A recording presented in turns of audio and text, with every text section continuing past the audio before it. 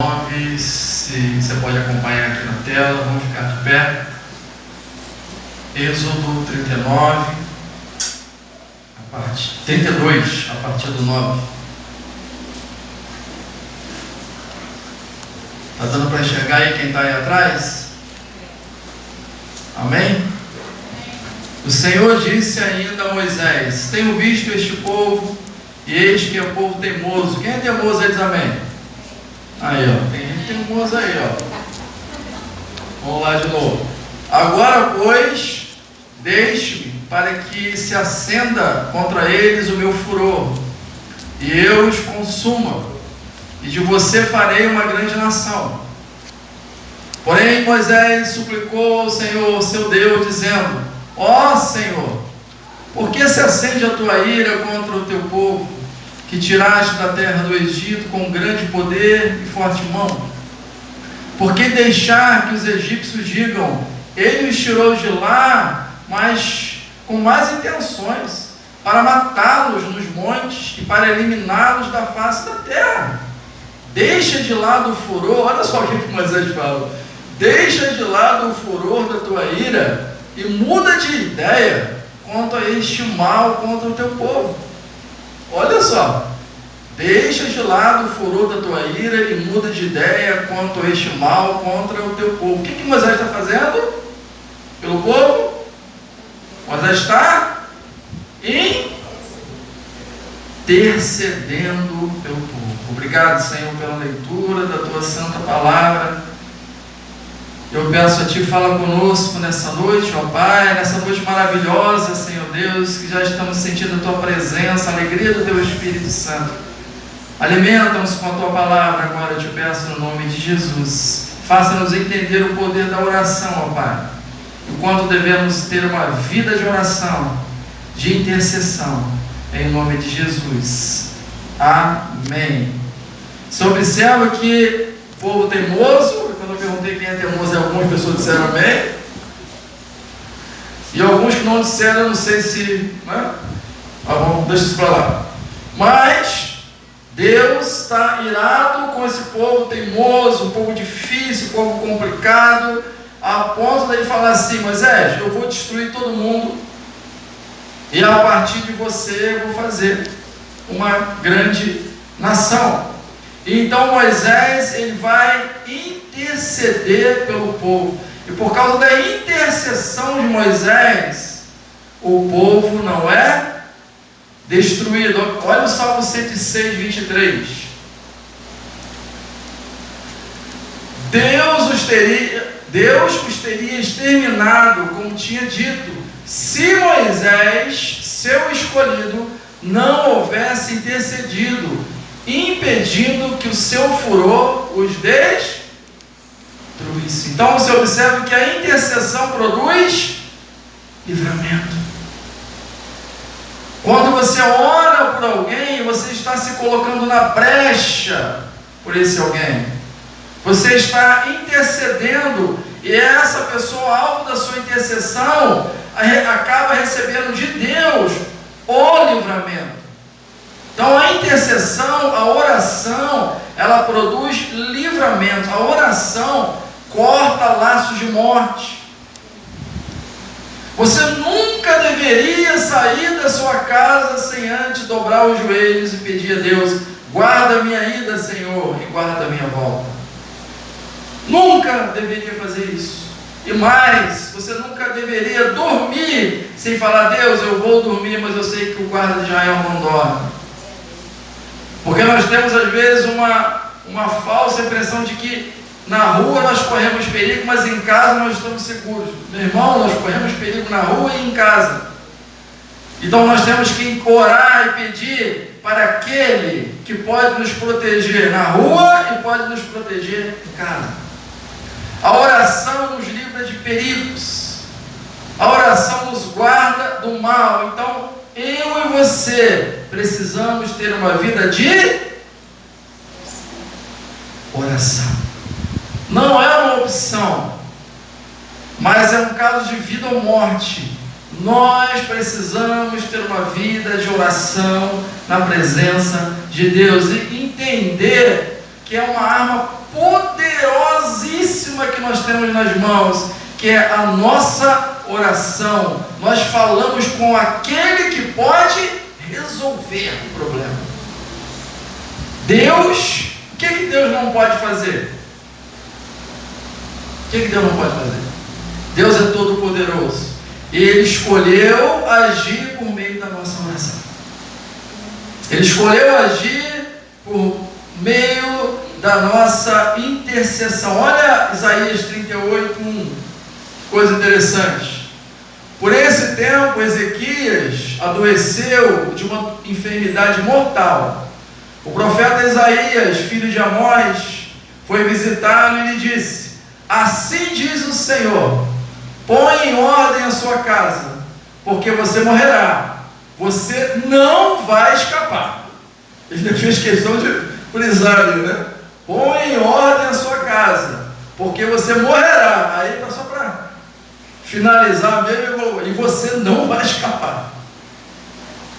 Ezequias fica doente,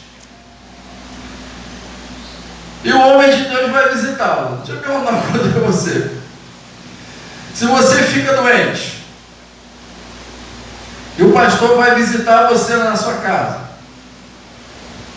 que palavra você espera do pastor? Fala, gente. Você falou? De cura, de consolo, né? Não, fica firme aí que vai melhorar. Vamos lá, não, vamos orar que o negócio vai dar certo. Não desiste não, desanima não. É isso que você espera de um pastor quando vai te visitar, se você estiver doente, né? Mas o pastor aqui, ele vai visitar Ezequias, o homem de Deus vai visitar Ezequias, ao invés de lhe dar uma palavra de ânimo, uma palavra de esperança, ele olha para Ezequias e fala: Ezequias, ó, deu ruim, bota a sua casa em ordem que você vai morrer. E aí ele dá aquela carimbada, você não vai escapar, não tem jeito. Essa doença aí é a última que você vai ter na sua vida, que depois dela você vai morrer. Recado do próprio Deus para Ezequias. Mas o que Ezequias faz? Você observa que a sentença foi dada, e é uma sentença que foi dada pelo próprio Deus. Quando Deus fala, quem é que pode se colocar contra ele? Quando Deus toma uma decisão, meu irmão, quem pode se opor à decisão de Deus? Ninguém, não é isso? E Deus fala para Isaías, falar para Ezequias: você vai morrer. Mas qual é a atitude de Ezequias diante dessa palavra? O que Ezequias faz?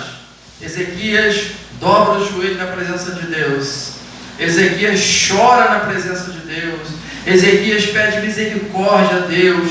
Ezequias fala: Senhor, eu não quero morrer. Senhor Deus, me ajuda, eu quero viver, me dá mais vida, não me deixe morrer agora. Senhor, me ajuda, tem misericórdia da minha vida. Ele chora em oração. E sabe o que Deus faz? Deus chama Isaías e fala: volta lá e fala para Ezequias que eu ouvi a sua oração.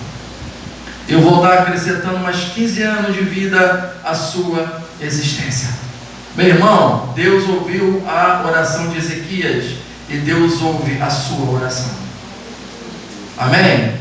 O Deus que ouviu a oração de Ezequias é o Deus que ouve também a sua oração. A oração é eficaz.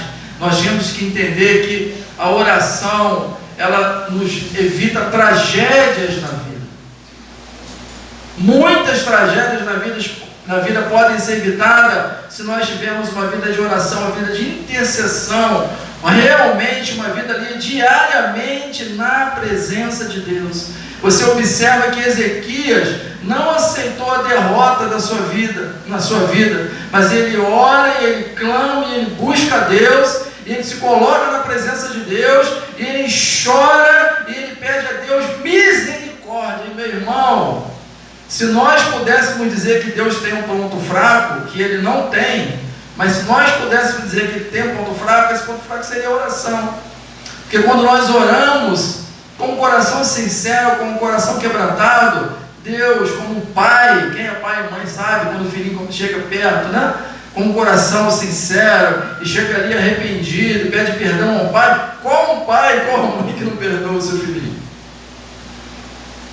Às vezes, por mais sem vergonha que seja ele, o pai e a mãe perdoam porque ama. Então você imagina você, filho de Deus, chegando diante de um pai perfeito, amoroso, um Deus que não ama, mas que é o próprio amor, e você pedindo perdão, pedindo misericórdia, ele vai te ouvir, e ele vai ter misericórdia de você.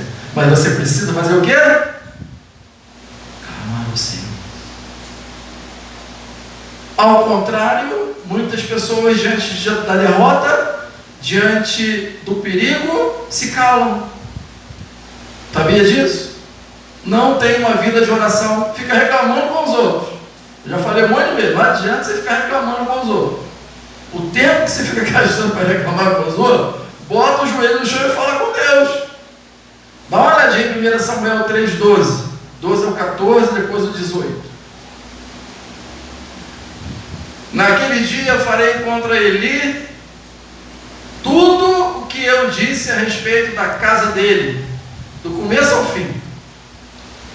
Porque eu já disse a ele que julgarei a sua casa para sempre, pela iniquidade que ele bem conhecia, porque os seus filhos trouxeram maldição sobre si, e ele não os repreendeu. Portanto, jurei à casa de Eli que a sua iniquidade nunca será expiada, nem com sacrifício, nem com oferta de cereais. Ao 18 agora. Então Samuel lhe contou tudo sem esconder nada, e Eli disse: Ele é o Senhor, que ele faça o que achar melhor. Presta bem atenção na reação. Lembra da reação de Ezequias diante de uma palavra de condenação? E agora veja a postura de Eli diante de uma palavra de condenação. Olha lá. Ele é o Senhor, que ele faça o que achar melhor. Sabe o que ele está dizendo aqui? Ele se cala. Ele se cala diante de uma palavra de destruição dele e da sua própria família. Ele nada faz. Eli, como Ezequias, deveria ter chorado na presença de Deus. Deveria ter falado: Senhor, me dá mais uma chance. Eu vou consertar os meus filhos, agora eu vou repreender os meus filhos, me dá mais uma oportunidade, Senhor, tenha misericórdia, Senhor, não destrua a minha família, Senhor, por favor. Não, Ele é o Senhor, que Ele faça como Ele quiser. Eu fico até pensando se Eli aqui não falou com Deus de uma forma rebelde, irritada, tipo assim: já que Ele quer fazer, que Ele faça. Fico pensando se não foi a postura dele. Ele é o Senhor, quero saber de nada. Ele se cala diante de uma palavra de destruição, quando na verdade ele deveria ter chorado na presença de Deus. Quem tem família diz amém? Amém. A hora de chorar pela sua família é agora. A hora de chorar pelos seus amados é agora. Não adianta chorar por alguém que não tem Cristo depois que está no caixão. A hora de chorar por aqueles que não têm Cristo é exatamente agora. Você observa que o rei Ezequias orou, mas o profeta Eli se calou. Eu quero fazer uma pergunta para você, não precisa responder para mim, responda você mesmo. Quem é você? Ezequias ou Eli? O que você faz diante de um grande perigo, diante de uma grande ameaça, diante de uma possível destruição da sua casa, da sua família? Você chora, você clama, você jejua, você ora, você busca, você pede misericórdia, você intercede, ou você se cala? E como nós falamos de manhã, às vezes se esconde atrás da soberania de Deus. O que é isso? Deus é soberano. Amém? Quem crê que Deus é soberano diz amém? Deus é soberano, louvado seja Deus, é verdade. Porém, a soberania de Deus não isenta a responsabilidade humana. Deus é soberano, mas eu tenho que me esforçar. Deus é soberano, mas eu tenho que trabalhar. Deus é soberano, mas eu tenho que fazer aquilo que eu posso. Então, às vezes, eu falei isso aqui de manhã, às vezes parece até bonito, quando nós perguntamos, como é que está a sua família? Como é que está o seu filho? Como é que está a sua esposa? Como é que está seu marido? Já se entregou para Cristo? Aí a gente fala assim, não, né, pastor, é tudo no tempo de Deus. Não, pastor, se for da vontade de Deus, vai acontecer. A princípio parece uma frase linda, parece uma frase de uma pessoa piedosa, mas na verdade, às vezes, você está se escondendo atrás da soberania de Deus. Por quê? E quando você fala, se Deus quiser, né, vai ser no tempo de Deus, se Ele quiser, você está dizendo o seguinte muitas das vezes, eu não faço mais nada, se Deus quiser, Ele faz. E você está se eximindo da sua responsabilidade humana. Você quer a conversão do seu marido, da sua esposa, dos seus filhos, dos seus parentes? Meu filho, é joelho no chão, é oração, é jejum, é choro, é levantar de noite, chorar aos pés do Senhor e pedir, Deus, salva, salva, salva, salva. Se você está fazendo isso, então você tem autoridade para dizer, é no tempo de Deus. Você está fazendo a sua parte. Agora, se você não faz nada, e só se esconde atrás da soberania de Deus, não chora, não jejua, não ora, não fala de Cristo, não vive uma vida de uma postura condizente com a vida cristã, e não faz isso derramando lágrimas no altar de Deus para a salvação do seu amado, da sua amada, se você não faz isso e diz, quando Deus quiser vai fazer, você está apenas dando desculpa e se escondendo atrás da soberania de Deus, que você não está exercendo a sua responsabilidade. Grava bem isso no seu coração. A soberania de Deus não isenta a responsabilidade humana. Quem somos nós? Eli ou Ezequias? Choramos em oração pela nossa família, pela nossa casa, pelos nossos amados, pelas pessoas que estão perdidas por aí. Tiramos tempo para evangelizar, clamamos, jejuamos, choramos, ou nos calamos diante da destruição da nossa família, diante da destruição da igreja de Cristo, diante da destruição da cidade seropédica, diante da nossa própria destruição? Um esfriamento, e nada a fazer. O que a gente faz? A gente chora em oração ou a gente se cala? Quem somos nós? Ezequias ou Eli?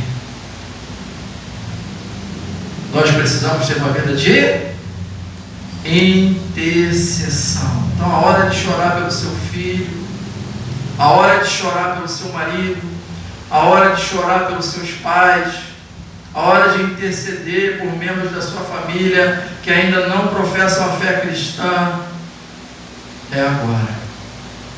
E nós podemos dobrar o nosso joelho, sabendo que o nosso Pai que está no céu, recebe as nossas orações. Ele não rejeita um coração quebrantado. Amém? Deus não rejeita um coração quebrantado. Quando Ele vê sinceridade no coração, Ele se alegra em atender. Então, meu irmão, guarda bem isso. Tenha uma vida de oração, porque Cristo garante que vai ouvir. Mateus 7:7. Peçam, receberão, busquem, encontrarão, batam e a porta será aberta. Sabe quem falou isso? O próprio Senhor Jesus. Ele garante: peçam e receberão, busquem e encontrarão, batam e a porta será aberta. Deus está nos ensinando a orar de forma perseverante.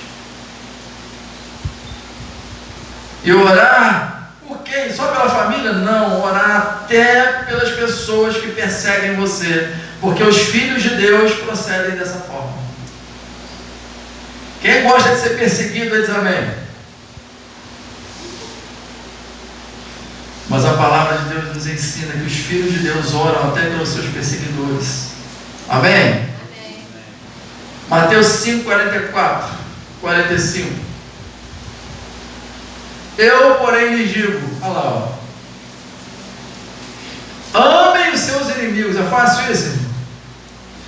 Amem os seus inimigos e orem pelos que? O que está escrito ali? Perseguem vocês, para demonstrarem que são o quê? Filhos do Pai de vocês, que está nos céus, porque Ele faz o seu sol nascer sobre maus e bons, e vir chuvas sobre justos e... Por que eu devo interceder até pelos meus inimigos, pelos meus intercessores? Para eu demonstrar que eu sou um verdadeiro filho de Deus. Porque aquele que não é filho de Deus, ele faz o bem a quem faz bem a ele. Aquele que não é filho de Deus, ele até abençoa, se ele receber a bênção de volta. Mas os filhos de Deus, eles foram chamados para orar até pelos seus perseguidores. E clamar a Deus pelos seus inimigos. Se você parar para observar em Jó 42:10, você vai perceber que Jó vai interceder pelos seus amigos. E lembra quem são os amigos dele, né? Os amigos da onça, né? Mas Jó, ele vai interceder por aqueles amigos. E quando ele está intercedendo pelos amigos, sabe o que acontece? Deus restaura a sorte de Jó. Quando Jó intercede por aqueles amigos da onça, Deus restaura tudo na vida de Jó. Sabe o que eu quero dizer para você? Dentro do peito de um intercessor de verdade, bate um coração perdoador. Um intercessor verdadeiro de Cristo, ele tem um coração perdoador. E para que você seja curado, para que o milagre de Deus aconteça na sua vida, para que você possa ser restaurado, às vezes é isso que está faltando: perdão.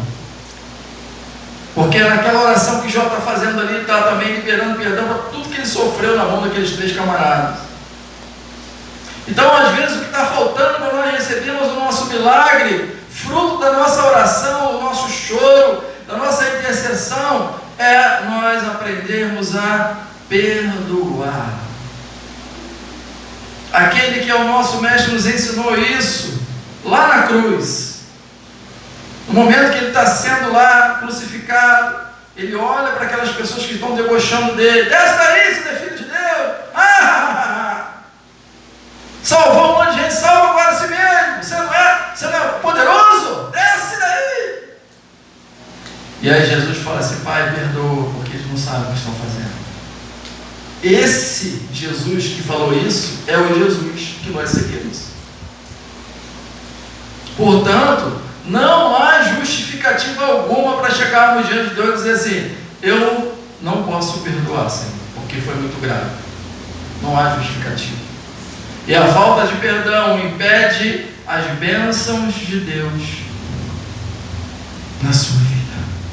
Então guarda isso no seu coração. Vida de intercessão, mas um coração perdoador. Você foi chamado para orar até pelos seus perseguidores. Amém, meus irmãos? Você crê no poder da oração? A oração nos dá vitória nas batalhas da vida. Êxodo 17, 8-13. Então vieram os amalequitas e atacaram Israel em Refidim.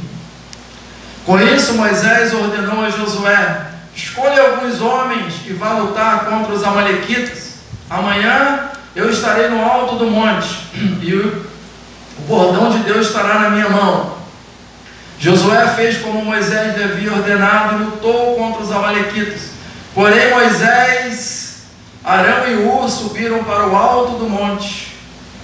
Quando Moisés levantava a mão, Israel vencia. Quando, porém, ele abaixava a mão, os amalequitas venciam. Quando as mãos de Moisés ficaram pesadas, pegaram uma pedra e a puseram por baixo dele, para que Moisés se sentasse. Arão e Hur sustentavam as mãos de Moisés, um de um lado, o outro do outro.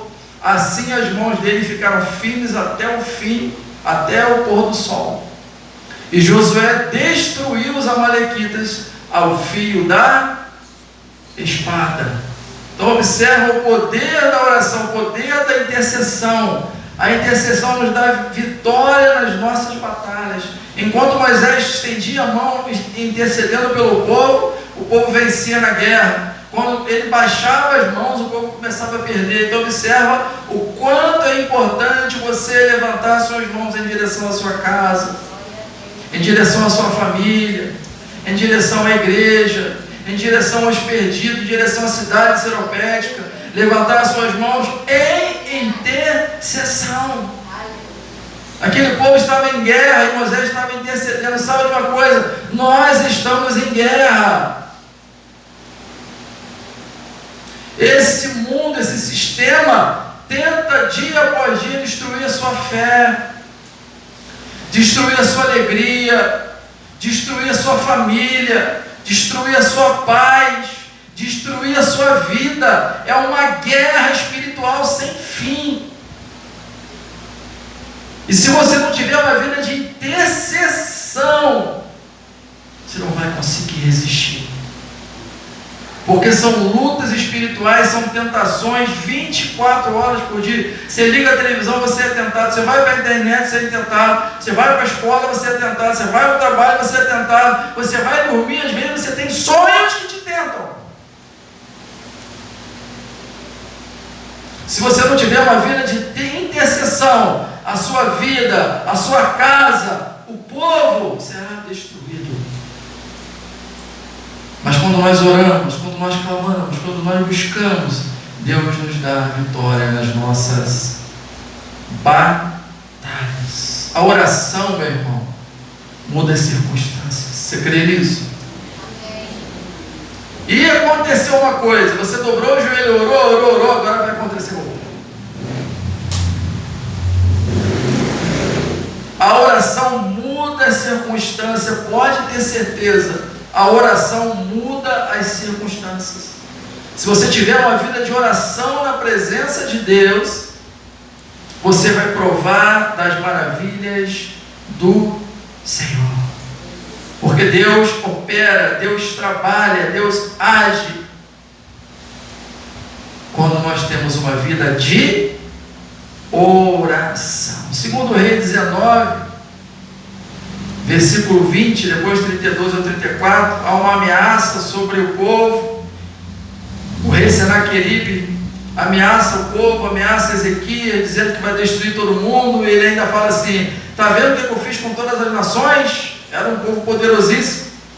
E ele diz: da mesma forma que eu destruí as nações, agora eu vou destruir você. E será que tem algum Deus que pode proteger você? Olha onde que o rei Senaqueribe foi se enfiar. Será que tem algum Deus que pode proteger você? Olha a resposta lá.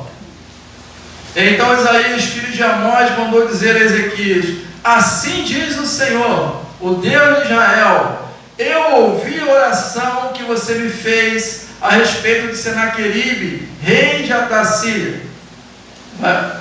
Portanto, assim diz o Senhor a respeito do rei da Síria: ele não entrará nessa cidade, nem lançará nela flecha alguma, não virá diante dela com escudo, nem construirá rampas de ataques contra ela.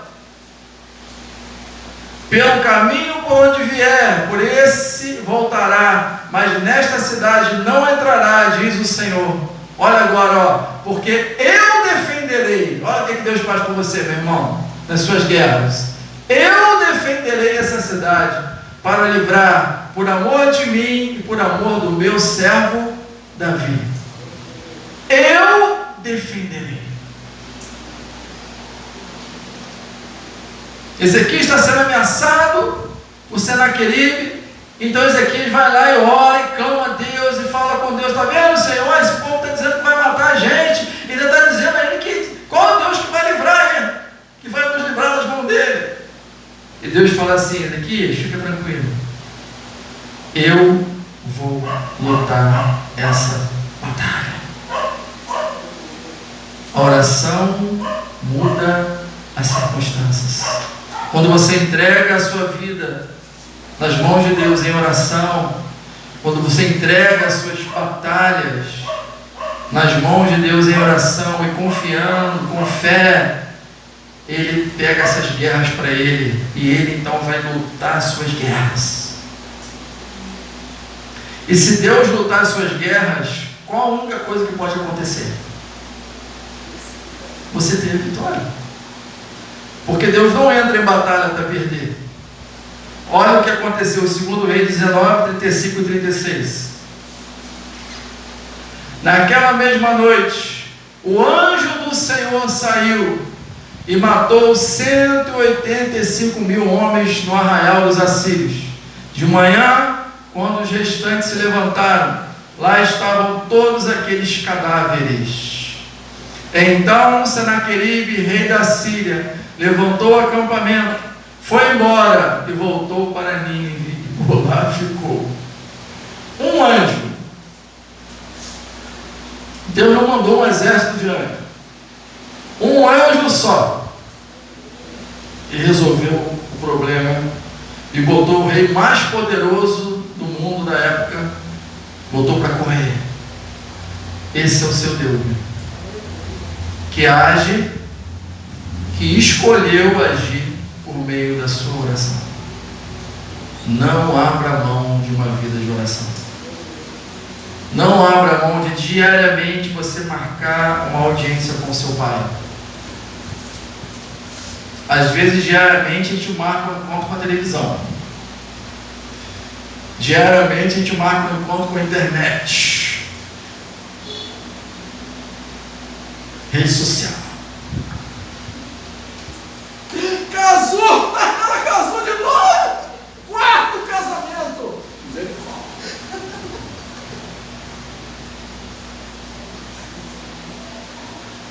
Cadê a oração? Ah, não deu tempo, cansado, muita coisa a fazer.